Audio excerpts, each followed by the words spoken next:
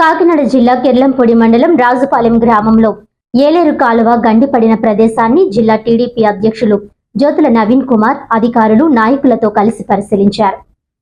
ఈ సందర్భంగా వరద నీటితో ముంపుకు గురైన వరి పంట పొలాలలో ఆయన పర్యటించారు. రైతుల వద్ద నుంచి వివరాలు అడిగి తెలుసుకున్నారు. ఈ సందర్భంగా జ్యోతుల నవీన్ కుమార్ మీడియాతో మాట్లాడుతూ ఈ యొక్క తుఫాన్ కారణంగా రైతు దుస్థితి దయనీయంగా మారిందన్నారు.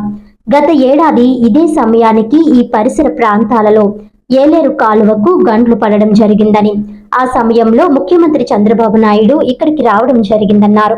అయితే అప్పుడు తాత్కాలికంగా చర్యలు చేపట్టడం జరిగిందని, పూర్తి స్థాయిలో ఏలేరు కాలువ గండిపడే అవకాశం లేకుండా చేసేందుకు చంద్రబాబు నాయుడుకు జగ్గంపేట ఎమ్మెల్యే జ్యోతుల నెహ్రూ ఎస్టిమేషన్లు కూడా అందజేయడం జరిగిందన్నారు. ఇది పార్లమెంట్ పరిధిలోని ఎమ్మెల్యేలంతా సీఎం దృష్టికి తీసుకువెళ్లి తొందరలో పూర్తి స్థాయిలో సమస్య పరిష్కరించడం జరుగుతుందన్నారు. పంటలు బాగా పండి చేతికందే సమయంలో ఈ తుఫాన్ కారణంగా రైతులు కోలుకోలేని నష్టాన్ని ఎదుర్కోవడం జరిగిందన్నారు. 1 ఎకరం పంట వరి పొలాల్ని మిషన్తో కోయిస్తే గంటకు 5,000 రూపాయలు అయ్యే పరిస్థితుల్లో నుంచి ఈ యొక్క వరద నీరు కారణంగా 15,000 రూపాయలు ఖర్చు అయ్యే దుస్థితి ఏర్పడిందన్నారు. గత 2 రోజుల నుంచి వరి పొలాల్లో నీరు నిలిచిపోవడంతో వరి కంకులు తడిచి మొక్క మొలిచే పరిస్థితి ఉందన్నారు. ఈ యొక్క పరిస్థితుల నుంచి రైతులను ఆదుకునేందుకు కూటమి ప్రభుత్వం ముందుకు వచ్చి అన్ని విధాలుగా రైతులను ఆదుకోవడం జరుగుతుందని హామీ ఇచ్చారు. ఆనాడు పనులు పూర్తి చేయకపోవడంతో నేడు ఈ ఏలేరు ఆధునీకరణకు 800 కోట్లు అయ్యే పరిస్థితి ఏర్పడిందన్నారు. అందరికీ కూడా నమస్కారం. ఈ తుఫాను వల్ల రైతు దుస్థితి ఎలాగుందో మనం అందరం కూడా చూస్తున్నాం.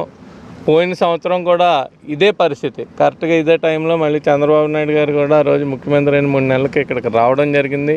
ఇవన్నీ కూడా పరిశీలించడం జరిగింది.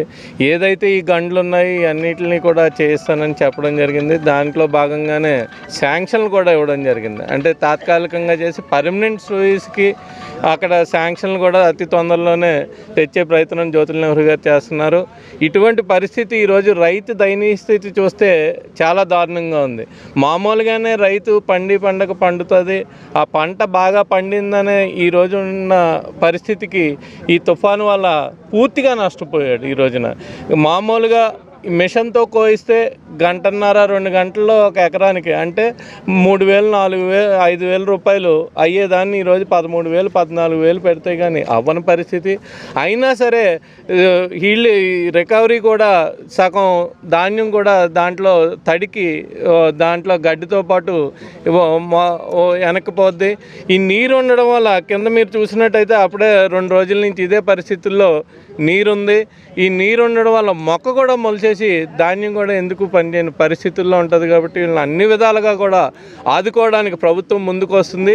అలాగే ఎంఆర్ఓ గారు డిపార్ట్మెంట్ అందరూ కూడా ఇక్కడ ఉన్నారు. పంట నష్టాన్ని అంతా కూడా బేరే చేసుకుని పైకి పంపించడం జరుగుతుంది. వీళ్ళ ధాన్యాన్ని కూడా ప్రభుత్వం కొనుగోలు చేసే విధంగా అన్ని విధాలుగా చర్యలు తీసుకునేలాగా మేమందరం కూడా ప్రయత్నిస్తాం. రైతుని కాపాడే దిశగానే ప్రభుత్వం కూడా ఉంటుందని, కూటమి ప్రభుత్వం ఉంటుందని మీ ద్వారా తెలియజేసుకుంటూ సెలవు తీసుకుంటాను.